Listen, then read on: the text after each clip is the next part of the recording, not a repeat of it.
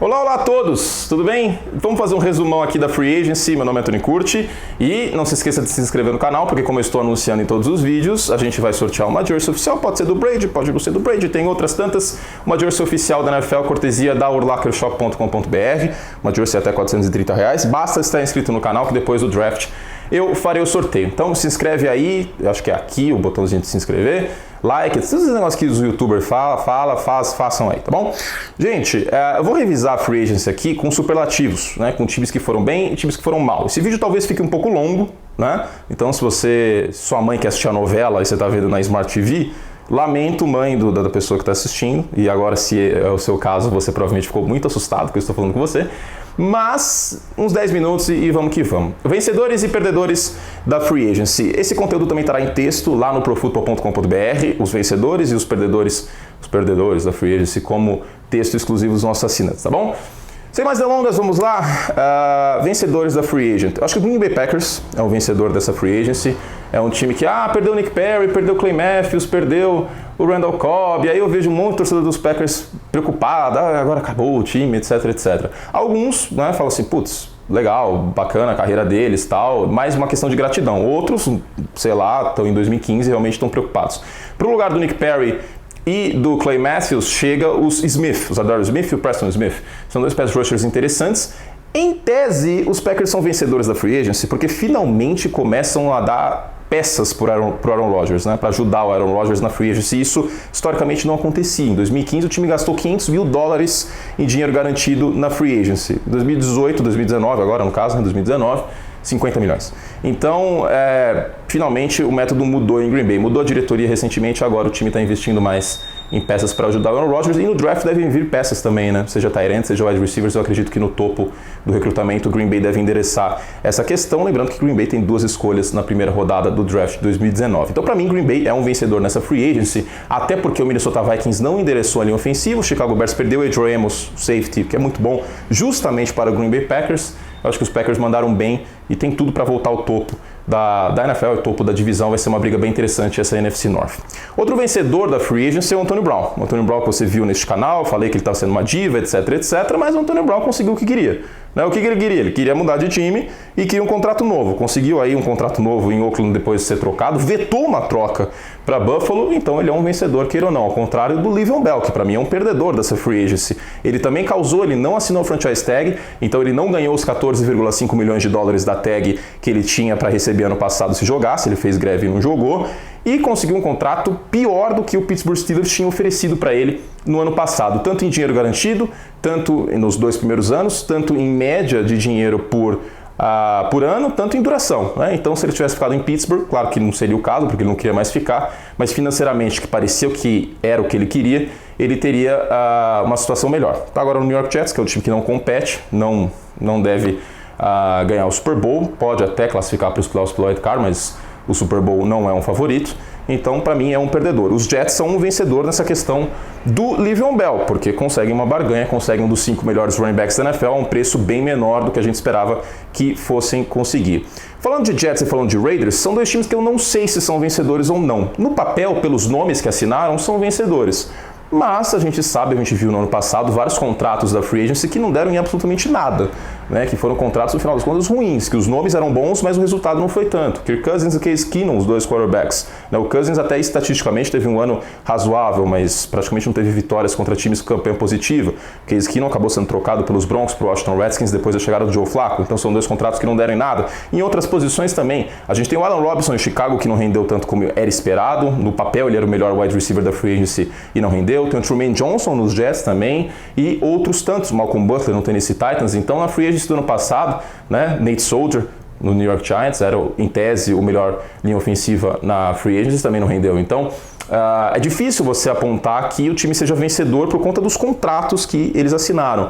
Tanto o Jets quanto o Raiders estão bem comprometidos depois dessa Free Agency. Os Jets têm o Trumaine Johnson no ano passado, agora o Le'Veon Bell e o CJ Mosley, e o Oakland Raiders fez a festa. E a questão dos Raiders é a seguinte, por mais que os contratos estejam com dinheiro no início, dinheiro garantido, então em 2021 o time não estaria tão comprometido, é meio esquisito, porque os Raiders são um time em reestruturação, trocaram o Khalil Mack, trocaram o Amari Cooper, mas vão lá e gastam muito dinheiro na Free Agency, $50 milhões em dinheiro garantido Os Packers, os Raiders tiveram 100 milhões de dólares em dinheiro garantido dados nessa free agency. Né? O LaMarcus Joyner, o safety, Terrell Williams, o wide receiver, o Antonio Brown. Então, né, vamos ver como que vai ficar o Oakland Raiders para a próxima temporada. E também o Trent Brown, né, o jogador de linha ofensiva que foi campeão com os Patriots, offensive tackle, que agora está lá em Oakland para proteger o Derek Carr, que é o contrato mais caro da história de um jogador de linha ofensiva. Então, Raiders e Jets eu fico um pouco pé atrás, daqui 2 anos a gente vai saber se os times foram vencedores ou não dessa free agency, certo? Agora vamos falar de mais outros vencedores, eu estou tentando falar tudo meio que de cor. O Cleveland Browns, claro, né, eu sei que não foi tanto na fase da free agency, mas consegue o Oliver Vernon e o Odell Beckham Jr. por troca e o Sheldon Richardson para reforçar o miolo da linha. Então a linha defensiva dos Browns agora tem o Oliver Vernon, Sheldon Richardson e o Myles Garrett, uma linha defensiva bem assustadora, ainda com a parte de trás ali com o Denzel Ward evoluindo. Vamos ficar de olho na equipe dos Browns. E agora o ataque tem Jarvis Landry, tem o Odell Beckham Jr., tem o David Njoku, que é um tight end em evolução, tem tudo para ter um ano melhor nessa temporada. O Baker Mayfield, que para mim foi o calor ofensivo do ano. O Nick Chubb também, que teve uma reta final de temporada fantástica lá em Cleveland. E o Kareem Hunt, que é um idiota que bate em mulher, etc. Né? Já falei muitas vezes isso. Mas que dentro de campo tem tudo para contribuir. Então é um time que para mim é um dos grandes vencedores, talvez o vencedor dessa free agency, o Cleveland Browns, e também para mim o favorito para vencer a AFC North. Contra os perdedores, a gente tem o New York Giants, né, que não perdeu o Odell por troca e não recebeu tanta coisa assim, não renovou com o Landon Collins, não colocou a franchise tag nele, e tem um substituto que é pior, que é o Jabril Peppers, que tem o mesmo estilo de safety porradeiro no box, etc. Só que tem menos capacidade contra o passe do que o Landon Collins. A gente tem o Pittsburgh Steelers, que perde o Le'Veon Bell, que já não jogou ano passado, o James Conner até que substituiu bem ele, mas que perde o Le'Veon Bell e o Antonio Brown, que não são 2 baques e não é um time que reforçou tanto assim a secundária, embora Pittsburgh não tenha a tradição de realmente investir na free agency. E também como perdedor eu coloco um pouco o Minnesota Vikings, que deveria ter feito alguma movimentação de linha ofensiva. Vamos ver se no draft eles conseguem endereçar, mas a linha ofensiva dos Vikings é uma catástrofe. E o Houston Texans, que é uma linha ofensiva ainda pior do que a de Minnesota. E se você joga numa divisão que os Packers acabaram de contratar 2 pass rushers que têm capacidade de pressionar o quarterback, e que o Chicago Bears tem o Khalil Mack, fica bem difícil você trabalhar com aquela linha ofensiva. O Kirk Cousins deve ter problemas de novo na temporada 2019. Agora, em relação a Houston, um desastre. Não renovou com o Tyrann Mathieu, o safety, então a secundária fica debilitada. E a linha ofensiva dos Texans é uma catástrofe completa. Para mim, a pior linha ofensiva da NFL do Houston Texans. Não foi endereçada nessa free agency e eu começo a coçar a cabeça. Os Texans tinham bastante espaço no teto salarial, poderiam ter assinado com o Le'Veon Bell, e aí você teria DeAndre Hopkins, Deshaun Watson e Le'Veon Bell. Seria um belo de um trio. Poderia ter buscado algum offensive tackle, não precisava ser necessariamente o Trent Brown, mas alguém para ajudar o Deshaun Watson. A escolha de draft dos Texans é no meio da primeira rodada, não deve sobrar o Jonah Williams, por exemplo, que para mim é o melhor linha ofensiva desse draft, jogador de Alabama. É uma situação bem complicada do Houston Texans para essa próxima temporada, ainda mais com o Indianapolis Colts tendo disparado na divisão como disparou na temporada passada, na reta final. O Tennessee Titans também fez uma movimentação interessante aqui e ali, embora eu tenha minhas ressalvas com o Mariota. Os Texans estão numa questão, né, numa situação um pouco mais delicada. Tá bom? Eu falei tudo isso de cabeça, eu não tenho teleprompter, tá? Vocês reparam que às vezes eu fico olhando pro lado assim porque eu tô raciocinando e eu posso ter esquecido de alguém, posso ter esquecido de alguma coisa, né? O Juju Smith-Schuster é um vencedor, porque agora ele tem mais espaço lá em Pittsburgh, por exemplo. O Aaron Rodgers é um vencedor, porque ele finalmente teve ajuda e assim em diante, né? Mas para arredondar, tem um vídeo aqui no canal que eu vou colocar no final do vídeo. É um vídeo antigo, meu corte de cabelo tá diferente, o fundo do vídeo tá diferente, o canal era menos profissional, ainda não tá no nível que eu quero, mas era menos profissional. Era um vídeo que eu falava que a free agency não é necessária para todos os times. Você não precisa necessariamente investir na free agency. Tá? Isso é um erro que as pessoas imaginam, né? Porque a gente está acostumado com Barcelona e Real Madrid, com os times, com o PSG, né? O exército de mercenários do Paris Saint-Germain, com todo respeito, mas são mercenários, porque o time começa a desmontar do nada, né? Isso aí para mim é mercenário em guerra. Tá? Vamos xingar. Eu não gosto do Neymar, tá? Se você gosta do Neymar, o problema é seu. E ao contrário do futebol europeu, você gasta uma tonelada de dinheiro, você consegue montar um time competitivo, né? Vide a história do Chelsea e do Manchester City antes dos aportes milionários e depois. Vai ter torcedor do Manchester City e do Chelsea me xingando também. Mas antes disso e depois, na NFL não é assim que funciona, né? Primeiro que tem teto salarial, segundo que o jogador chega no mercado depois de 4 anos de NFL, então às vezes ele está moldado para um outro sistema e ele cai nesse sistema e não funciona. Né? Por exemplo, o Nick Foles, no sistema da Filadélfia, ele funcionava muito bem. Será que ele vai funcionar em Jacksonville com o John DeFilippo? A expectativa é que sim, mas não é todo caso que dá certo. Né? E muitas vezes, como a oferta é escassa e a demanda é muito alta, o preço acaba sendo muito alto.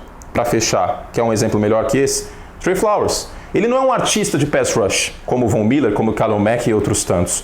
Só que ele recebeu dinheiro de artista de pass rush. O Trey Flowers deveria ganhar 14 milhões por ano. Ganhou 18, né? Salvo engano, do Detroit Lions. Esse é um bom exemplo. Né? A demanda é alta, principalmente por edge, quarterback, etc. A oferta é escassa de bons jogadores. E aí o preço acaba sendo muito alto. Né? A gente tem exemplos bons e exemplos ruins. O Washington Redskins muitas vezes fez um monte de lambanças na free agency. Né? Assim, um monte, isso dá até um outro vídeo. Né? O Albert Haynesworth é o grande exemplo. Né? O Jacksonville Jaguars gastou um dinheiro bom na free agency e ficou um pouco mais competitivo por conta disso. O A.J. Bowie, Malik Jackson, que agora não está mais no time, está na Filadélfia, né? Foi contratado nessa temporada. Calais Campbell, mas também usou o draft em boas peças, Miles Jack e o Jalen Ramsey. Então, a free agency tem que ser complementar ao draft. Não dá para montar um timaço só com a free agency. Às vezes você consegue, é pontual, mas na maioria das vezes começa a dar errado depois de 1, 2 anos, porque os jogadores ficam mais velhos e bum, explode. É como se fosse cartão de crédito a free agency. Né? Essa é a grande analogia para finalizar. A free agency é cartão de crédito ou cheque especial. Se você usar o tempo todo e usar só isso, não vai dar certo, tá bom? Fizemos todo o que podíamos. Não se esqueça de se inscrever no canal, de comentar se você gostou do vídeo, etc. Eu vou mostrar a jersey de novo. Antes que chegue alguém causando, que o Kurt torce pros Patriots. Eu mostro uma do Peyton Manning também, tá bom? Pronto, é todo mundo feliz. Porque nenhum dos dois é good. Joe Montana, pronto, saco. Povo chato, cacete. É isso, tá bom? Mas você que tá vendo não é chato, você é legal. Se inscreva no canal então, like no vídeo, etc. E até a próxima. Um beijo carinhoso e fiquem com Deus, hidratem-se e um bom resto do seu dia.